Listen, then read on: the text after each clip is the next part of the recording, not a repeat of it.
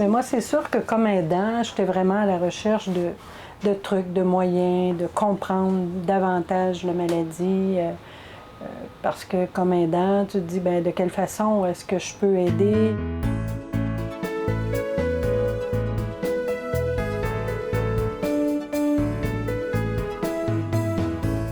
Aujourd'hui à l'émission, on vous présente le parcours de deux proches aidantes, Josée et France, qui se sont retrouvées en territoire complètement inconnu suite au diagnostic de leur conjoint.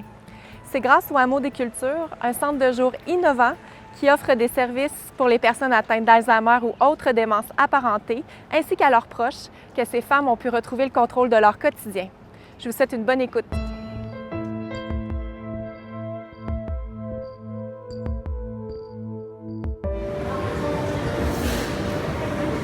L'organisme Le Hameau des Cultures, c'est un OBNL, un organisme de bienfaisance que j'ai créé en 2020, ça fait déjà 4 ans, pour venir en aide aux gens qui avaient des maladies neurocognitives de type Alzheimer, Parkinson ou d'autres maladies de ce genre-là, et pour supporter les aidants, parce que j'étais médecin, je suis encore médecin, là. Sur l'unité de gériatrie de l'hôpital de Magog, sur l'unité active, puis je voyais comment les aidants n'étaient pas supportés dans leur rôle, puis qui étaient épuisés, puis comment les gens qui étaient atteints avaient peu d'activités, peu de support pour conserver leur autonomie. Fait que j'ai décidé de quitter à ce moment-là le milieu hospitalier pour fonder mon OBNL. Quand on reçoit un diagnostic de cet ordre-là, je dis « on », mais en fait, c'est le conjoint qui reçoit ça, mais comme aidant, c'est toujours la panique, là. Fait qu'effectivement, on est venu une première fois, ça a été un essai avec un repas communautaire où ça te permet de rencontrer les gens, puis un peu la dynamique qu'il y a à cet endroit-là. On a commencé avec 25 participants, aidants et gens atteints. Actuellement, on est plus que 250 aidants et participants 4 ans plus tard. Le centre de jour est reconnu par le CIUS depuis 2 ans, fait qu'on est aidé financièrement par le CIUS, mais juste pour les gens atteints. Fait qu'on reçoit des gens atteints au centre de jour pour des activités spécifiques. La première fois, on avait un peu d'hésitation à s'amener ici parce que notre réalité, c'est que mon conjoint, il est jeune. Alors, on est arrivé ici avec un groupe d'âge beaucoup plus élevé que le nôtre. C'était un peu notre réticence au départ. Mais finalement, quand on a un trouble neurocognitif, l'âge n'a plus vraiment de raison. On vit les mêmes choses, peu importe l'âge. Alors, on a eu un accueil absolument très chaleureux. Alors ça, cet aspect-là, cette inquiétude-là est vite tombée, là. La première fois, mon conjoint s'était inscrit au centre de recherche QET à Sherbrooke. OK. Après avoir passé beaucoup de tests, les tests de base. Pour ouvrir le dossier, c'est Dr Royer qu'on a eu la chance d'avoir affaire à Dr Royer. Alors, c'est beau, elle montre le dossier, les questions de base. Et on est tombé sur le sujet. On était au été 2022, on sortait de la pandémie. Dans le fond, mon premier rôle, c'est un rôle de soutien psychosocial. Donc, j'aide autant les proches aidants que les personnes qui sont atteintes d'une maladie neurocognitive, parce que dans les deux cas, ils ont besoin de... ils vivent plusieurs deuils, des deuils successifs, constants, puis ils ont besoin de pouvoir se confier. Parfois, se confier un à l'autre, c'est difficile, parce que c'est souvent des couples ou mère, fille, tout ça, donc c'est difficile. Ils ont besoin de se confier à quelqu'un de neutre. Puis ici, bien, je suis disponible à temps plein pour ça. Parfois, c'est informellement. Donc, on se rend compte le besoin est immédiat. Donc, je les accompagne comme ça. Puis parfois, bien, on prend rendez-vous, on peut faire un suivi. Donc, c'est libre, ça dépend de leurs besoins. La CDC Memphremagog, c'est un regroupement d'organismes communautaires de la MRC Memphremagog. On est présent pour soutenir la capacité d'agir de nos membres et aussi des projets structurants de développement social et de lutte à la pauvreté.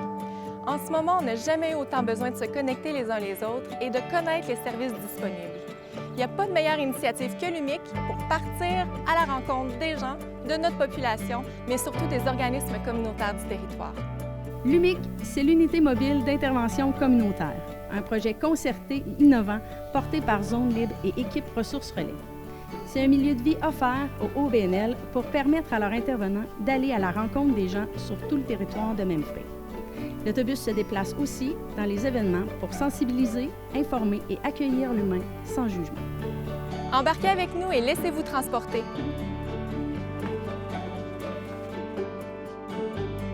Aujourd'hui, et c'est super le fun parce que On offre aussi du support pour les aidants. Fait que les aidants ont aussi des activités propres à eux autres. Fait que les aidants, ils peuvent venir avec leurs gens atteints et ils laissent leurs gens atteints. Fait que nous autres, on s'occupe des gens atteints, tandis qu'eux autres, ils ont leurs propres activités. Fait qu'ils peuvent faire de l'art-thérapie, du yoga, des formations. Fait que ça donne vraiment un break aux aidants. Puis ça l'a vraiment... Mon but ultime, c'était de faire une communauté, puis que les gens arrêtent d'être isolés chacun dans leur coin parce qu'il y a quelqu'un qui est atteint. Là. Mais moi, c'est sûr que comme aidant, j'étais vraiment à la recherche de trucs, de moyens, de comprendre davantage la maladie. Josée, elle m'a dit, ce que tu avais marqué, c'était dîner communautaire, la dernière chose à qui tes recherches, dîner communautaire au hameau. Puis elle est venue au dîner communautaire au hameau, puis elle a rencontré plein de monde, puis elle est en art-thérapie avec nous autres, puis réellement, elle s'est fait un groupe d'amis. Puis c'est vraiment le fun, là. C'est sûr qu'elle comprend mieux la maladie, ça c'est certain. Puis elle adopte des attitudes différentes, là, maintenant, envers son conjoint. Une journée typique au hameau des cultures, ça n'existe pas tellement. Donc, on offre vraiment plusieurs activités. C'est très, très varié. Quand on regarde l'horaire, là, c'est vraiment varié. Par contre, nous, on suggère des activités, donc de l'art, de la musique, des activités sportives, toutes sortes de choses. Puis après ça, bien, c'est libre à la personne de participer ou non. Fait que si la personne se sent plus fatiguée une journée ou a moins d'intérêt à ce moment-là, bien, c'est à nous d'aller puiser dans l'histoire de vie de la personne puis de suggérer autre chose. Ou parfois, le autre chose, c'est juste un temps de repos parce qu'on fait un peu comme à la maison. Fait que à la maison, on est libre de faire ou ne pas faire quelque chose. Bien, ici, on essaie de reproduire ça.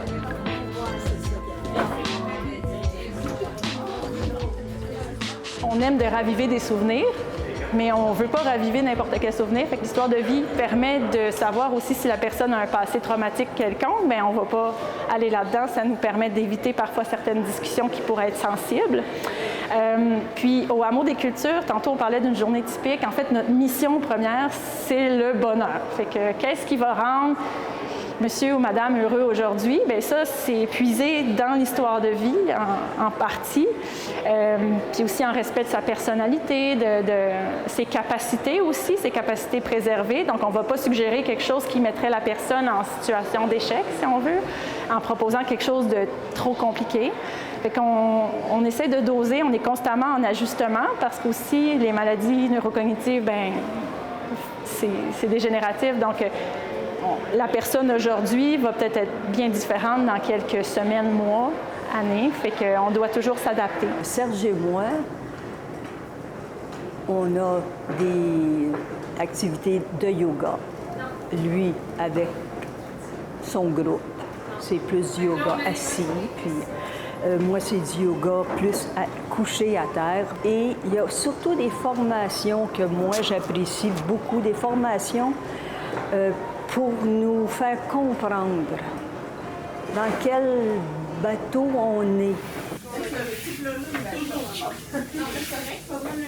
L'art-thérapie, ça nous permet d'échanger en groupe, mais surtout d'évacuer tout ce qu'on vit intérieurement. Chaque matin, on arrive, puis on va d'abord regarder les figurines qui sont là, puis on choisit la figurine. C'est plutôt la figurine qui nous choisit, qui nous parle le plus, selon l'émotion qu'on vit au moment où on arrive. Et suite à ça, on va se déposer. Souvent, on va prendre une feuille de dessin ou ça peut être notre cahier d'écriture, puis on va écrire comment on se sent. Puis ça, c'est très important comme aidant de pouvoir, à un moment donné, s'asseoir, se déposer, puis vraiment être centré sur nous-mêmes et non toujours sur l'autre personne qu'on aide.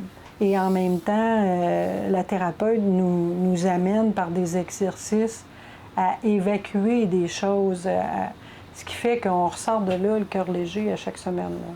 France et Serge sont arrivés à peu près en même temps que José et Richard, je dirais. En fait, ils venaient un peu comme tâter le terrain. Mais Serge, quand on fait des formations de groupe, puis que tout le monde est là, il dit tout le temps, c'est mes amis. Je viens voir mes amis aujourd'hui. Nous, on les implique, c'est ça, dans dresser la table, plier le linge, faire la cuisine. On cuisine beaucoup de desserts, d'ailleurs. On chante, on les investit dans ce qui est significatif pour eux, puis ce qu'ils sont capables de faire, puis leur confiance en eux monte, tu sais, puis c'est ça qu'on vise finalement. Je ne sais pas qu'est-ce qu'on serait devenu sans le hameau, puis j'exagère pas du tout, parce que Serge était vraiment découragé, parce que là, il se voyait en perte de mémoire, de perte de concentration et tout ça, puis moi, là, ça me faisait... Je savais pas où je m'en allais avec ça. On est beaucoup dans l'acceptation, mais aussi beaucoup dans apprivoiser l'imprévu. Apprendre à vivre une journée à la fois, puis savourer chacune journée, c'est bon ou c'est moins bon moment. Alors ici, ben, on vient recréer un cercle d'amis, mais c'est plus que ça, c'est quasiment une famille parce qu'on vit tellement des choses similaires. Alors la force du groupe est très, très gagnante, là, je vous dirais, là, de ne pas tomber dans l'isolement. Puis ça nous arrive tous, à un moment donné, de s'oublier carrément comme aidant, puis de tomber soit dans la culpabilité, soit dans le tellement donné à l'autre qu'on s'oublie soi-même. Puis ça, c'est une grave erreur parce que pour être performant, pour être capable d'aider notre conjoint ou notre conjointe, bien, il faut vraiment être nous-mêmes bien. Je dirais que les formations puis les rencontres que j'ai ici m'ont beaucoup fait réfléchir par rapport à ça, m'ont fait grandement cheminer. Là. Avec les formations qu'on reçoit, qui nous apprennent à être à la place de l'autre, on aimerait être traité comme on les traite. Mais là, moi, ils m'ont aidé en premier, puis automatiquement, j'aide mon conjoint. Ouais. On pourrait bouger. C'est un service essentiel, le hameau des cultures. Moi, je pense que si j'avais pas eu le hameau des cultures, je suis pas sûre que j'aurais encore le sourire aux lèvres comme je l'ai encore, parce qu'on m'aide à passer à travers cette épreuve-là avec mon conjoint. Il ne faut pas hésiter du tout à venir ici parce qu'on vient chercher. Puis surtout, ce qu'on vient chercher, c'est l'amitié. Moi, je vous dirais que le hameau des cultures, c'est un phare. C'est rien d'autre que ça. C'est une lumière, c'est un éclairage sur la vie qu'on doit affronter avec ce problème-là. Le hameau des cultures, pour moi, c'est comme une deuxième famille. C'est l'amitié, on s'aime vraiment, on est con. Serge, quand il arrive ici, là, il fait ses câlins à tout le monde, puis c'est comme une deuxième famille. On s'aime vraiment.